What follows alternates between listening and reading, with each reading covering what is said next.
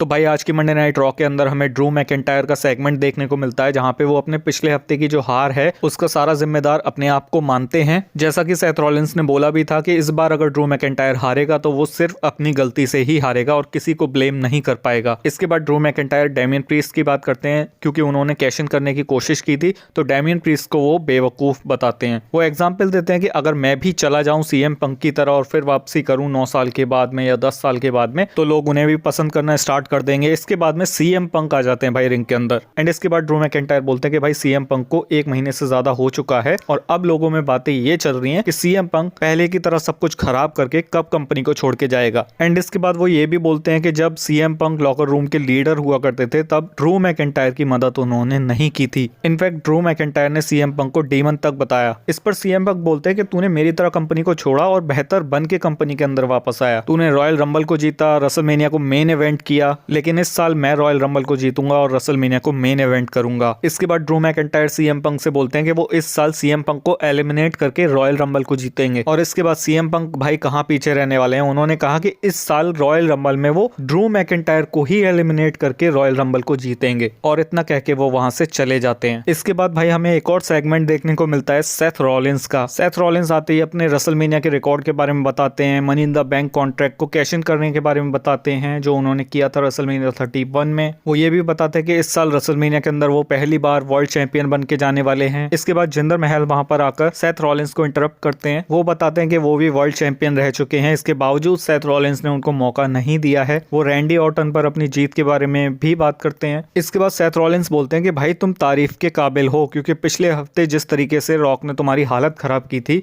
उसके बावजूद तुम आज रिंग के अंदर खड़े हो। इसके बाद सेथ रॉलिंस उकसाते हैं जिंदर महल को कि वो उनके ऊपर अटैक करें, बट जिंदर महल ऐसा नहीं करते हैं। लेकिन जब सेथ रॉलिंस पलट जाते हैं तभी भाई जिंदर महल उनके ऊपर अटैक कर देते हैं। बट सेथ रॉलिंस ने यहाँ पर फाइट बैक किया और जिंदर महल को ही रिंग से बाहर जाना पड़ गया भाई। एंड WWE ने नेक्स्ट वीक के लिए इन दोनों का मैच भी ऑफिशियल कर दिया है जहां पर सेथ रॉलिंस अपनी वर्ल्ड हैवीवेट चैंपियनशिप को डिफेंड करने वाले हैं जिंदर महल के खिलाफ। इसके अलावा मेन इवेंट में हमें मैच देखने को मिलता है कोडी रोड्स वर्सेस शिंसके नाकामोरा के बीच में, जो कि एक स्ट्रीट फाइट मैच था जिसके अंदर सब कुछ अलाउ था। मैच हमें धमाकेदार देखने को मिला। एक मोमेंट पर शिंसके नाकामोरा ने फिर से मिस्ट का यूज किया था, बट इस बार कोडी रोड्स बच गए एंड फाइनली कोडी रोड्स इस मैच को जीत गए, जो कि लग भी रहा था। तो बस यार यही कुछ था आज की इस वीडियो के अंदर। वीडियो अगर तुम लोग को अच्छी लगी तो वीडियो को लाइक और चैनल को सब्सक्राइब जरूर कर देना WWE की इन्फॉर्मेटिव वीडियोस के लिए।